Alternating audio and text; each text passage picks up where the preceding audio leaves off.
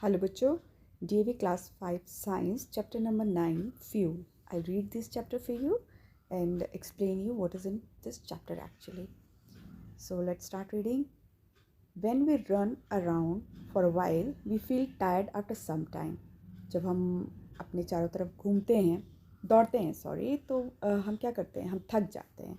In fact, whenever we do any work involving physical activity, we feel tired after some time. जब भी हम कोई physical activity करते हैं, हम कुछ टाइम बाद थक जाते हैं. Why is it so? ऐसा क्यों है? This is because when we do some work, we use up part of the energy stored in our body. ऐसा इसलिए होता है क्योंकि जो एनर्जी हमारी बॉडी में स्टोर होती है वो यूज़ हो जाती है. Where do we get this energy from? ये एनर्जी हम कहाँ से पाते हैं? We get energy from food we eat. हम जो फूड खाते हैं हम उसी से वो एनर्जी पाते हैं. A substance that produce energy on burning is called fuel. वैसे ही जो सबस्टांस बर्न होने के बाद एनर्जी देती है उसको फ्यूल बोलते हैं. Hence food can be thought of as fuel for our body. So fuel को हम अपनी बॉडी के लिए हम अपनी बॉडी के लिए फ्यूल कह सकते हैं. हाँ, जैसे कार चलाने के लिए क्या चाहिए होता है? फ्यूल चाहिए होता है, पेट्रोल चाहिए होता है. वैसे ही हमारी बॉडी को चलाने के लिए क्या चाहिए होता है? फूड चाहिए होता है. तो food is a fuel for our body. Now types of fuel. Fuel are available in solid, liquid and gases form. Wood, coal, coke and cow dung cake are some of the example of solid fuel. ये solid fuel है क्योंकि ये solid form में रहते हैं. अब liquid form में kerosene, petrol, diesel, ये क्या है? liquid fuels हैं. Liquefied petroleum gas LPG, compressed gas CNG and pipe natural gas PNG and biogas, ये क्या है? ये gaseous fuel हैं. तो fuel जो है 3 मैटर ऑफ स्टेट में मिलता है. Now uses of fuel. We now know that fuel produce energy on burning. अब हमें ये पता है कि फ्यूल जो है एनर्जी कब बनाता है? बर्निंग पे.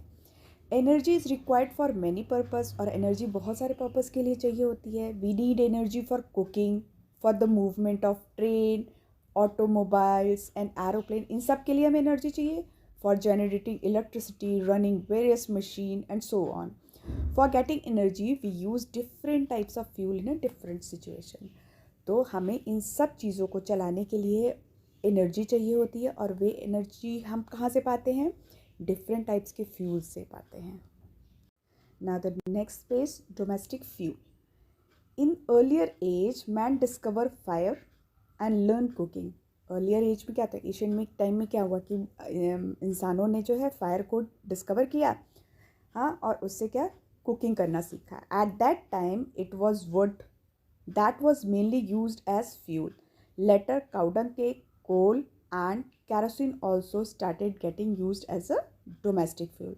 तो स्टार्टिंग में उन्होंने जब बर्न करना शुरू किया, फायर करना शुरू किया, तो वो खाना कैसे बनाते थे? वो वुड को यूज़ कर रहे थे. फिर धीरे धीरे उन्होंने क्या किया? काउ डंग केक यूज़ किया, कोल यूज़ किया, कैरोसिन यूज़ किया और इसको यूज़ करते हुए उन्होंने डोमेस्टिक फ्यूल की तरह काम करना शुरू किया. These fuel are used even now in some household. अभी भी ये यूज़ हो रहे हैं fuels. It is gaseous fuel like LPG and PNG and biogas that are more commonly used as domestic fuel. पर अभी क्या है कि LPG, PNG और बायोगैस जो है मोस्ट कॉमनली यूज़ हो रहा है. मतलब कॉमन हो गया है इसका use as a domestic purpose. हमारे घर में भी LPG होता है. These are cleaner fuel. आपको ये याद रखना है, क्लीनर फ्यूल हैं. कौन से? LPG, PNG, biogas. ये क्लीनर क्यों है? क्योंकि इनको यूज़ करने से एटमॉस्फेयर को कोई हार्म नहीं पहुंचता, कोई ऐश नहीं निकलता, कोई स्मोक नहीं निकलता. ठीक है. As they do not produce smoke, burning and do not leave any ash after burning. The same thing I explain you. This cleaner fuel are convenient to use and are more efficient. They are also more eco-friendly. जो fuel गंदगी नहीं फैलाता, ashes नहीं छोड़ता और smoke नहीं छोड़ता, उनको क्या कहते हैं? वो इको फ्रेंडली है. Right. Now the do you know box. The ash A byproduct of coal combustion is used as a filler for things like the tennis racket and golf ball. अब जो कोल को जलाने के बाद जो एशेस बचती है ना, उसका यूज़ क्या होता है? उसका यूज़ होता है टेनिस रैकेट में, और गोल्फ बॉल बनाने में उसका यूज़ होता है। तो आपको ये लर्न करना है। नाउ फ्यूल फॉर ट्रांसपोर्ट, हम फ्यूल का यूज़ ट्रांसपोर्ट के लिए भी करते हैं। Train were earlier run with the help of steam engine, पहले ट्रेन जो है स्टीम इंजन से चलती थी। In these engine steam was produce by burning coal. तो कैसे चलती थी स्टीम से? जस्ट पहले कोल बर्न किया जाता था, उससे स्टीम बनती थी और उसी के थ्रू चलती थी ट्रेन। नाउ अ days train engine use either electricity और डीजल, राइट। अब जो है ट्रेन में क्या यूज़ होता है? या तो वो इलेक्ट्रिसिटी से चलने वाली होती है या फिर डीजल से चलने वाली होती है। Vehicle like bus, car, scooter run on petrol, diesel, ठीक है। और एरोप्लेन कैसे चलते हैं? Aeroplane commonly used high refined kerosene based fuel which is known an aviation turbine fuel, ATF। Aeroplane किससे चलता है? ATF से चलता है। आपको हमेशा याद रखना है, aviation turbine fuel. Buses, auto rickshaw, car now prefer to use CNG as their fuel. पहले पेट्रोल, डीजल इन सब से चलते थे, बट अब प्रिफरेबली CNG यूज़ करते हैं क्योंकि ये इको फ्रेंडली है। This is because CNG powered vehicle have low maintenance cost and better efficiency. और CNG से चलाने वाले जो व्हीकल होते हैं ना, उनकी मेंटेनेंस भी बहुत कम होती है, मेंटेनेंस कॉस्ट बहुत कम होती है। Also CNG is a better green fuel, I already told you, ये ग्रीन फ्यूल है CNG। It causes less air pollution, green fuel है तो नो डाउट एयर पॉल्यूशन कम करेगी, मोर इको फ्रेंडली है and causes less harm on the health of humans and animal. जब इसमें इतनी सारी क्वालिटीज़ हैं तो ये बहुत ही कम हार्मफुल होता है मेंस के लिए as well as humans, mens के लिए एज वेल एज एनिमल्स के लिए। मेंस मीन्स ह्यूमन बींग्स के लिए properly. Look in this page, there is an activity, right? You have to write it. What is in this activity? Select 3 mode of transport that are often used for traveling. आपको 3 mode use transport के लिखने हैं और उसमें बताने हैं कि कौन से source of energy as a fuel use हो रहा है। तो विद इन द सिटी आप कार लिख सकते हो, इसमें आप पेट्रोल भी लिख सकते हो, डीजल भी लिख सकते हो, CNG भी लिख सकते हो। बिटवीन 2 सिटीज़ आप ट्रेन डाल सकते हो, बस भी डाल सकते हो। उसमें भी आपको जो ऑप्शन आए मन हो, CNG, पेट्रोल, डीजल। बट ये रखना कि अगर आप कार में पेट्रोल यूज़ कर रहे हो तो बस में आप CNG डाल दो। तो डिफरेंट टाइप के फ्यूल्स यहाँ पे कवर हो जाएंगे।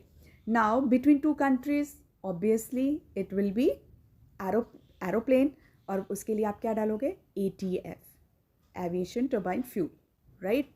Now fuels for generating electricity. So here powerhouse often burn coal to convert water into steam. Powerhouses क्या करते हैं? कोल को बर्न करते हैं। क्यों बर्न करते हैं? वाटर को स्टीम में चेंज करने के लिए। This steam energy used to operate turbine which in turn help to generate electricity. वो कोल को क्यों बर्न करते हैं? कोल को बर्न करते हैं, उससे स्टीम निकलता है, उस स्टीम से वो क्या करते हैं? वो टरबाइन को ऑपरेट करते हैं। और टरबाइन को क्यों ऑपरेट करते हैं? इलेक्ट्रिसिटी जनरेट करने के लिए। Okay, this method of generating electricity is not eco friendly, और ये इको फ्रेंडली नहीं है क्योंकि एनी हाउ अगर आप कोल को बर्न कर रहे हो तो उससे एशेस भी बनेंगे और उससे स्मोक भी बनेगा। So it is being gradually given up, तो धीरे धीरे इसको गिव अप किया गया। Other better and more eco friendly method are now being used for generating electricity. तो अब और अच्छा इको फ्रेंडली मैथड यूज़ किया जा रहा है, किस लिए? इलेक्ट्रिसिटी जनरेट करने के लिए। Now the do you know box, electricity is now being produced by using the energy stored in water and also by using wind energy and energy of sun. अब जो इलेक्ट्रिसिटी है वो सिर्फ water से ही नहीं बनाई जा रही है, वो जो इलेक्ट्रिसिटी है वो वाटर से भी बनाई जा रही है, वो विंड एनर्जी से भी बनाई जा रही है, वो सन से भी बनाई जा रही है। विंड से कैसे? विंड मिल के थ्रू। सन से कैसे? Solar energy. So these method are more eco friendly than the based on using कोल।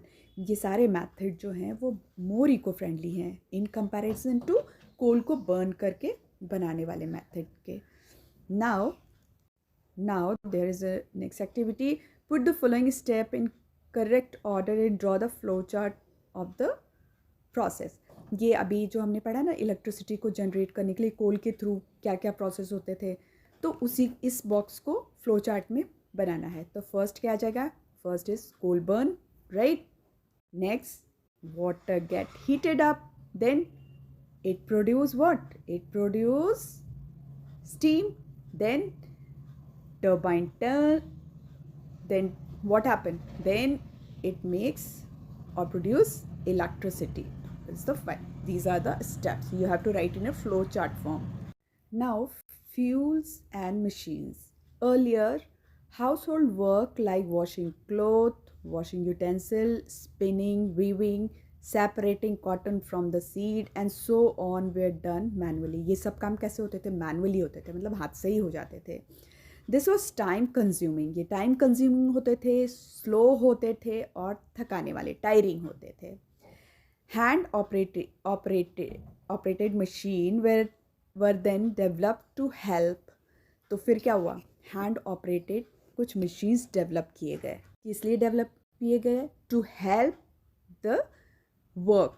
जो डोमेस्टिक वर्क थे उसको हेल्पफुल करने के लिए कुछ मशीन्स को डेवलप किया गया।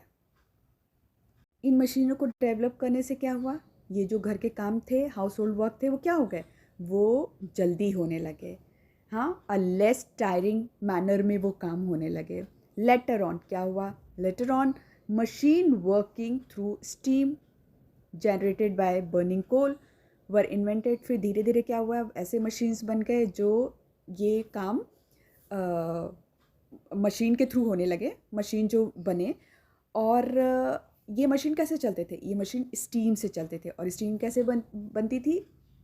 कोल से, बर्निंग कोल से, कोल को बर्न करने पे। So this result in an increase in the demand for coal. तो इससे क्या हुआ? जब हर मशीन जो है कोल से चल रही है तो फिर कोल की डिमांड बढ़ गई। Railways, ships, powerhouse, factories required large supply of coal. The reverse of coal in a nature start depleting rapidly. तो नेचर से हमारी क्या हो गई? कोल की डिमांड बहुत ज़्यादा बढ़ने लगी। And coal can not be replenished easy as nature take a very long time to make it. और ये नेचर इसको बहुत जल्दी नहीं बना सकती, आराम से नहीं बना सकती। इसमें बहुत टाइम लगता है कोल बनने में, 100 ईयर्स लग जाते हैं। So to meet these challenges, इन चैलेंजेस को मीट करने के लिए, कि मीन्स ये चैलेंजेस न फेस करना पड़े, steam engine were gradually replaced by other engine. Steam engine को रिप्लेस किया गया कि किससे? अदर इंजन से, विच use liquid fuels. Liquid fuel में अभी हमने लिक्विड फ्यूल पढ़ा ना, क्या होता है? Petrol and diesel.